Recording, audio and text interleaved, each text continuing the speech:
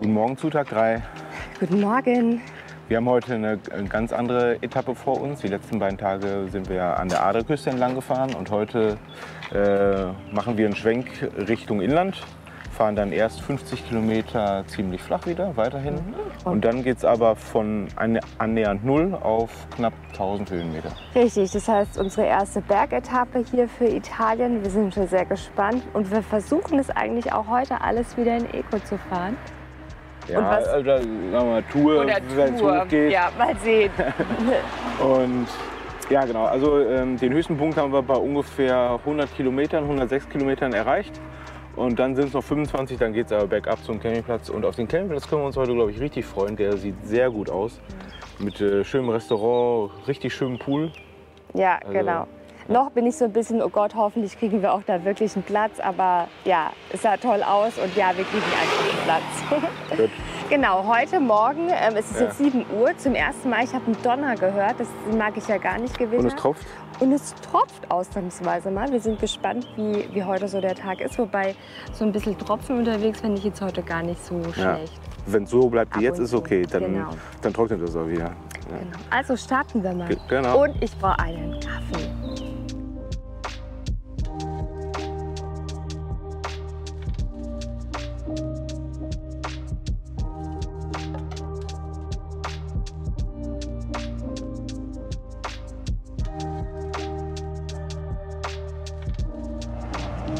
Ja, nach ein paar Kilometern hat es direkt angefangen.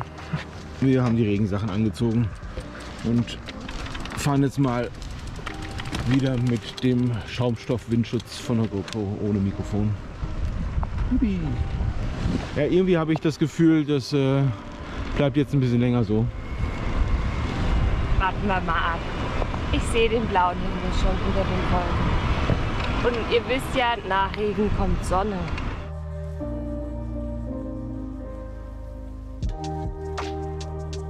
Gestern Abend haben wir noch mal Wasser aufgefüllt. Wir haben auch jetzt eine 1,5 Flasche jeder hinten im Gepäck noch mit dabei. Aber jetzt kriegen wir sogar Wasser von oben. Ne? Obwohl es sich gerade fast wieder legt. Ne? Also sind irgendwie so an der Grenze, an der Regengrenze. Ja. Ich hoffe mal, das zieht nach links von hier aus gesehen. Wir haben einen Bäcker gefunden. Eine Cafeteria. Ja, mit Schirmen, das passt doch. Das sieht doch super aus hier. Sind wir glücklich? Ja, wir sind glücklich. Yes. Yes, yes, yes. Ja, guck mal, Famila gibt es nicht nur im Norden, sondern auch hier.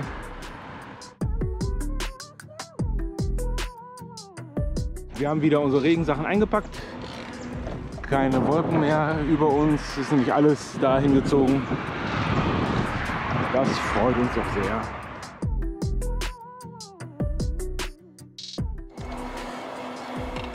Hier sind ganz schön dunkle Wolken. Ja, da aber nicht über uns. Ja. Aber wir wechseln die Richtung. Vielleicht noch mal ein bisschen was zu unseren Erfahrungen mit dem Campingplatz. Gestern Abend waren wir so gegen 15:30 Uhr am Campingplatz. Das war dann wieder mehr nach unserem Geschmack. Vorgestern waren wir erst gegen 18 Uhr da. Es war halt so spät, dass der Pool geschlossen war. Der Supermarkt war schon zu. Ja, also wir sind lieber ein bisschen früher am Campingplatz und können dann noch mal alles in Ruhe machen, haben Zeit zum Entspannen. Ja, das liegt uns einfach mehr, früh aufzustehen und dann wieder früh am Campingplatz zu sein, als andersrum. Und was auch immer interessant ist, wir als Frühaufsteher möchten dann, wenn wir am Campingplatz anreisen und an der Rezeption stehen, eigentlich immer direkt zahlen, weil wir am nächsten Morgen gegen 6:30 Uhr, 7 Uhr schon wieder losfahren und dann ist die Rezeption noch zu. Und dann sagen die meistens, nee, zahlen erst morgen früh. Und dann fragen wir halt wann, ja, 8:30 Uhr war jetzt heute Morgen. Ne? Und dann sagt, nee, geht nicht. Und ich glaube, die machen das halt so, morgens ist Abreisetag, dann schreiben die Rechnung und kassieren. Und den Aufwand wollen die halt nicht nachmittags haben, wenn die Leute anreisen. Dann wollen die halt die Anreisenden schnell abfertigen, dass da keine Schlange entsteht. Kann ich auch verstehen. Aber die sind dann erstmal so stumpf und sagen, nee, zahlen morgen früh. Und das kann man akzeptieren. Oder wie wir mittlerweile, wir beharren drauf, dass wir sagen, nee, wir müssen jetzt zahlen. Morgen früh 8:30 Uhr ist zu spät. Und dann geht das auch. Mindestens mit Annes Charme geht es dann. Ja, und so konnten wir dann auch zahlen.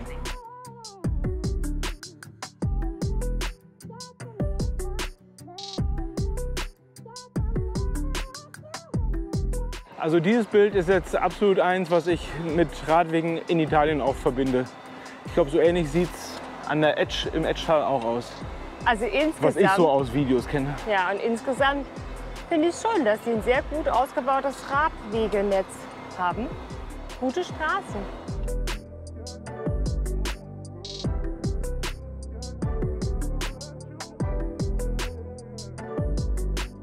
Wir denken, dass uns so ein Tag ohne viel Sonne mal ganz gut tut, der Haut. Mein Arm ist schon nicht mehr so rot. Den habe ich gestern mit Bepanthen eingeschmiert. Und dein Knie, deine Allergie ist auch schon weg. Ne? Ja.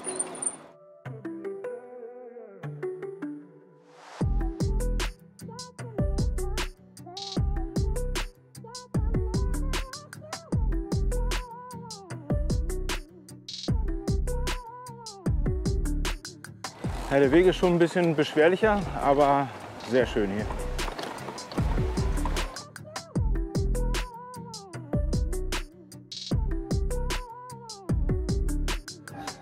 Ja, jetzt haben wir wieder eine normale Wegstrecke, aber es war cool, ne? Ja, war sehr schön. Genau. Und auch ging gut zu fahren. Ja, also es war jetzt ein kleiner Abstecher von der eigentlichen Route. Wir sind parallel gefahren, direkt am Fluss.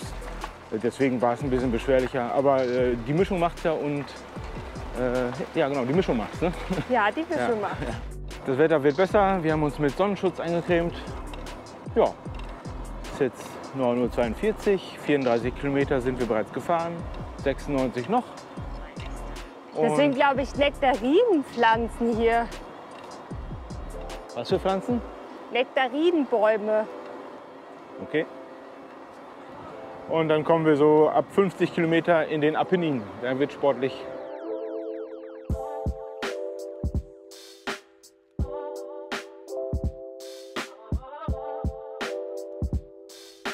Einmal nur 3 Sekunden.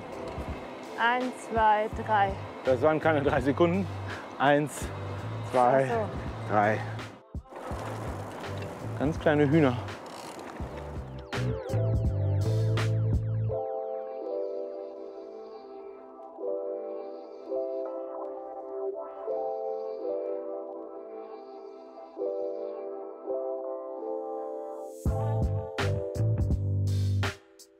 Buongiorno. Nicht Buenos Dias. Ja. Nicht Buenos Dias. Damit komme ich heute Morgen Hier, irgendwie gefährliche Kurve. durcheinander. Gefährliche Kurve, jo. Kleine Pause. Wir stehen hier auf einer Brücke. Und jetzt geht es so ungefähr in die Richtung da. Da hinten sind die Berge, kann man jetzt wahrscheinlich nicht sehen, weil ich mit der Kamera nicht zoomen kann. Und jetzt sieht man aber hier eigentlich an dem Höhenprofil, wir sind hier der rote Strich und jetzt so langsam aber sicher verlassen wir die Ebene und kommen in den Apennin. Wir sind jetzt gerade bei 20 Meter Höhe und es steigt dann hier bis auf 930 Meter. Und dann haben wir noch 25 Kilometer meist bergab. Nur direkt vom Campingplatz geht es noch einmal kurz 50 oder 100 Meter hoch. Genau. Ja, und jetzt ist 10:12 Uhr.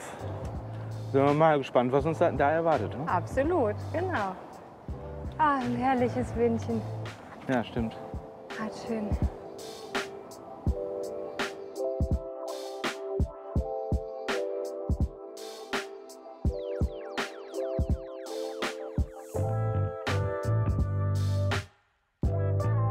Wir schauen hier gerade mal in einem Ort nach was zu trinken, vielleicht einem Kaffee.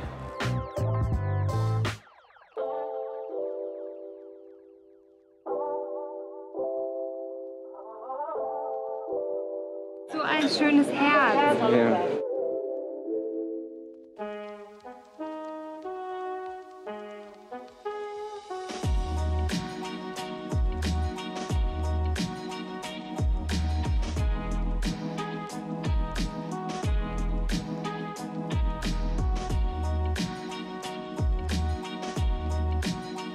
Ja, es wird warm.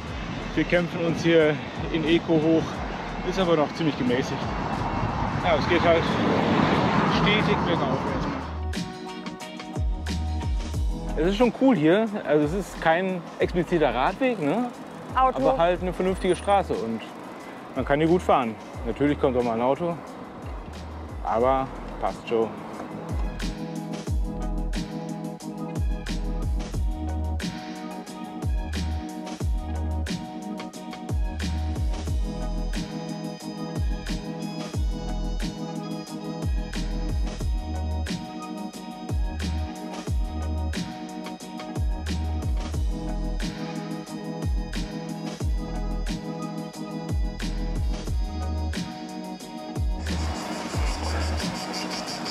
Oh, scheiße.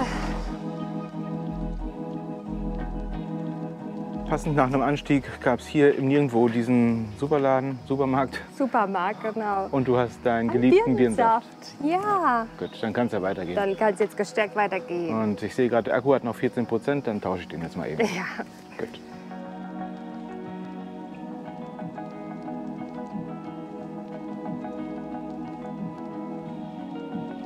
Wir sind gerade hier an diesem Abzweig vorbei. Anne fährt Kurven immer ganz spitz an. Aber kommt auch diesmal drum herum. Ja gut, Glatt weg. du siehst es wenigstens.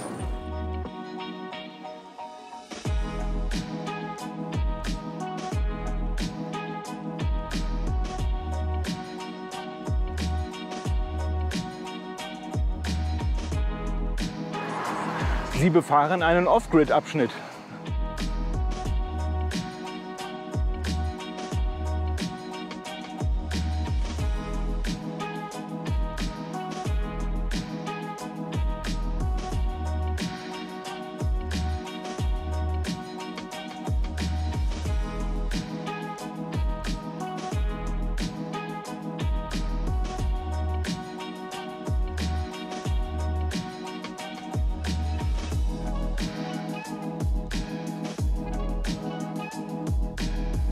Ganz schöner Gegenwind gerade.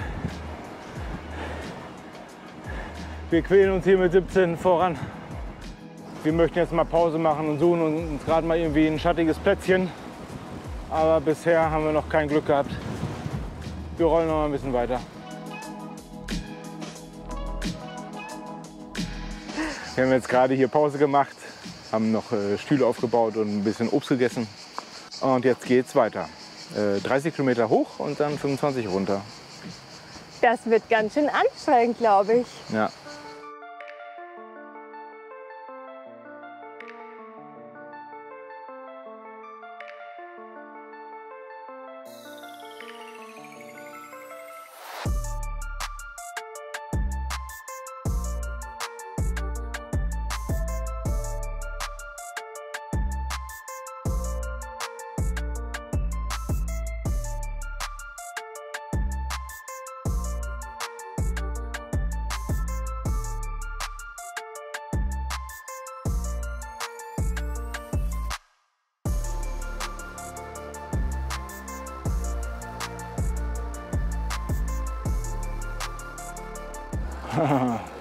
Das sieht ja cool aus hier.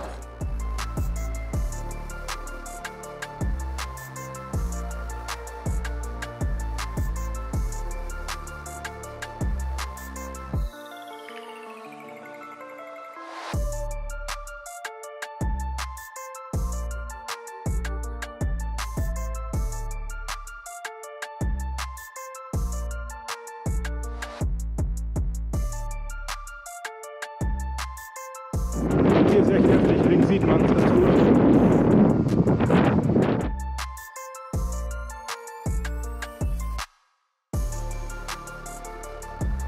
So, Anna hat auch wieder zu mir aufgeschlossen.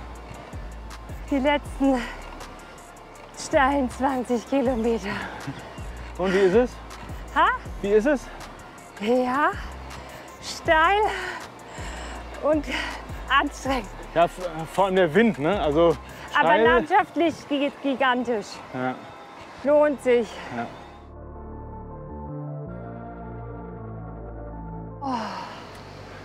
Dann, warte, dann wechsle ich gerade noch schnell Wasser. Ja, gut. Hier auf dieser sehr günstigen Brücke. Brücke.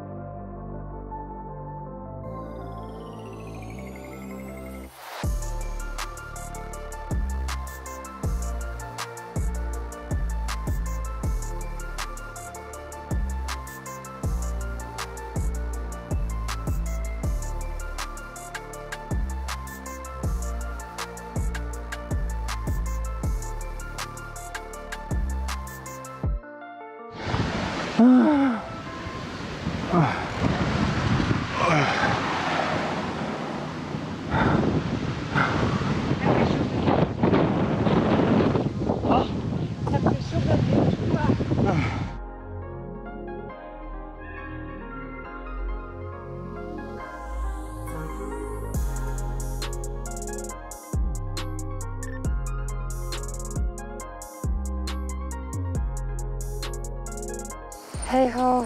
Hi ho. Rollst du weiter direkt? Ha? Rollst du weiter? Ah, ich kann Nee, okay, dann nicht. dich überholen. Okay. Gut. Schluck trinken, weiter geht's.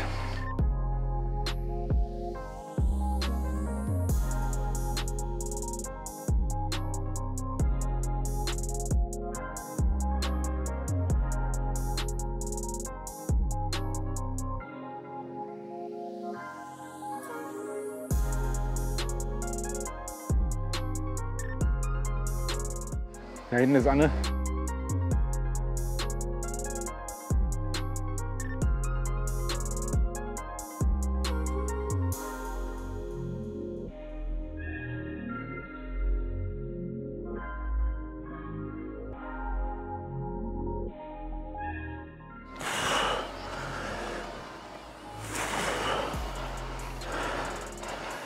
Also, ich glaube, jetzt komme ich in den Bereich, wo ich von Eco Abstand halten muss. Ich glaube, ja, Tour oder Sport ist jetzt die passende Wahl.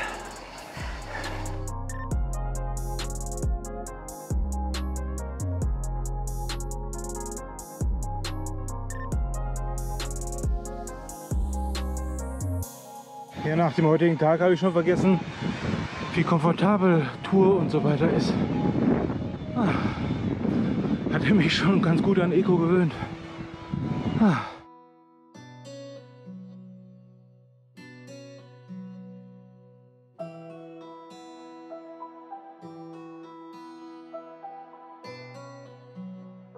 Jetzt 630 Meter. So sieht man es vielleicht. Jo, gleich geschafft.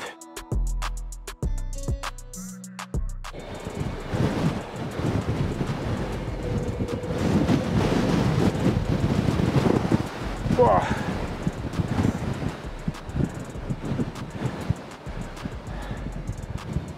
Was für eine Aussicht.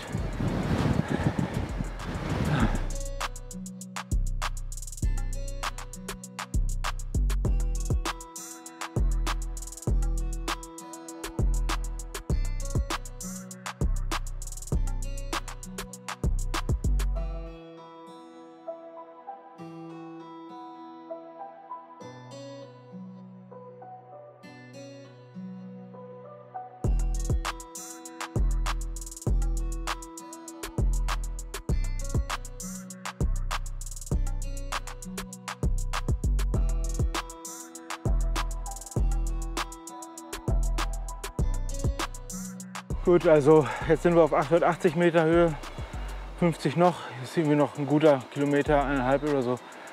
Ja, aber ich glaube, das war das Krasseste, was wir gemacht haben. Also ich meine, 930 Höhenmeter auf 130 Kilometer klingt nicht viel, aber es kommt halt auf einen Schlag. Ne? Erst 50 Kilometer in der Ebene und dann stetig hoch. Das ist vielleicht ein bisschen unglücklich, als wenn das immer so ein bisschen kommt, so wellig. Da kommt ja auch einiges zusammen. Passo della Collia. Ich glaube, hier haben wir die 930, ja gut, 920 Meter. Da vorne biegen wir dann ab, links nach Firenze und da steht auch passend eine Versorgungsstelle. Ich glaube, da kehren wir auch ein, das haben wir uns verdient. Anne ist noch hinter mir, die wird aber gleich kommen.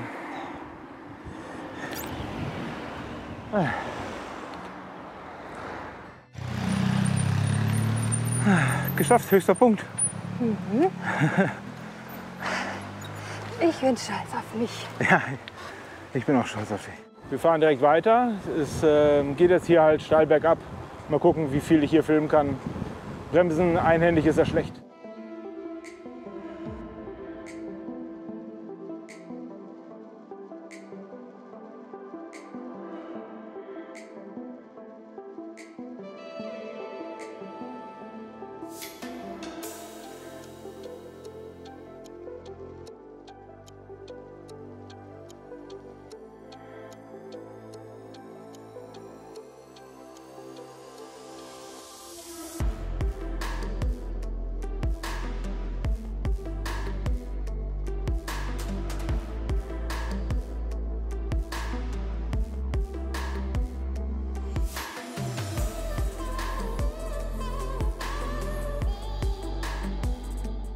Man kann gerade hinter uns gut den Bergkamm erkennen. Da sind wir gerade durchgefahren. Yippie! Haben wir geschafft.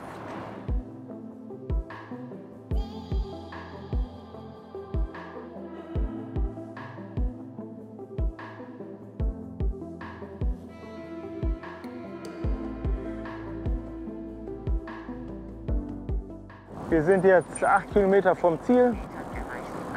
Und ja, rollen jetzt noch ein bisschen weiter, ehe es dann einmal direkt vom Campingplatz hochgeht. Ich glaube, der liegt auf einem Hügel.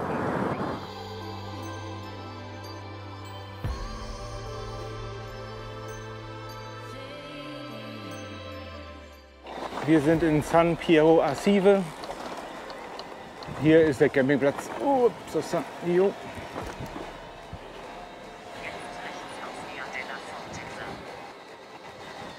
Hier hoch, leck.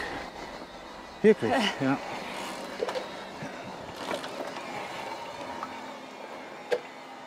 Ja, geht. Also ich würde sagen, so ist gerade halten.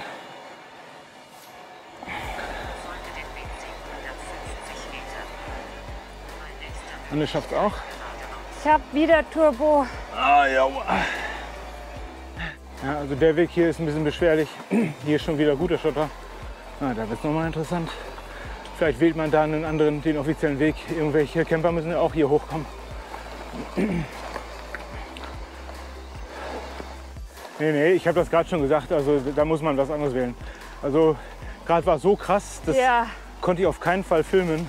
Ja, und ja. Anne fährt da mittlerweile durch, wie als wäre nichts. Die ist so cool geworden mittlerweile.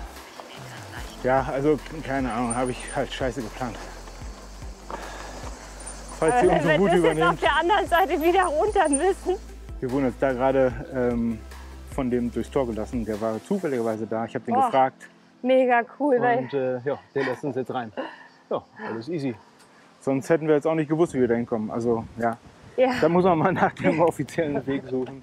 Wir schauen mal, wie wir hier morgen wieder vom Campingplatz runterkommen, weil den Weg können wir unmöglich ins Wasser. Also das war jetzt auch nochmal ein krasser Abschluss für den Tag. Ne? Ja, das stimmt. Also gut, also ja, ich meine, auf dieser ganzen Tour haben wir halt viel Kilometer auch geplant, weil wir es halt schaffen müssten in den 8 Tagen. Normal wollen wir eher so 90, 100 fahren. Ja. Also 130 und so weiter ist schon grenzwertig. Ja, aber das trifft es ganz gut. Ne? Ja, aber, das stimmt. Ja, den Berg haben wir heute auch gut, mit viel Anstrengung aber auch geschafft. Und jetzt bauen wir erstmal das Zelt auf, melden uns später nochmal. Ne? Also bis später. Das Outro gibt es heute mal aus dem Off. Auf dem Campingplatz war alles okay für uns. Wir waren dann noch im Pool schwimmen mit diesen coolen Badekappen. Die sind, glaube ich, in Italien Pflicht. Zumindest mussten wir die in jedem Pool tragen. Ja, und abends waren wir noch in dem Restaurant. Es gab eine Vorspeise und natürlich wieder Pizza. Jeden Abend Pizza. Und dann haben wir uns auch schon relativ schnell ins Zelt verkrochen, in dem wir mittlerweile richtig gut geschlafen haben. Also, dann sage ich bis morgen. Ciao, ciao.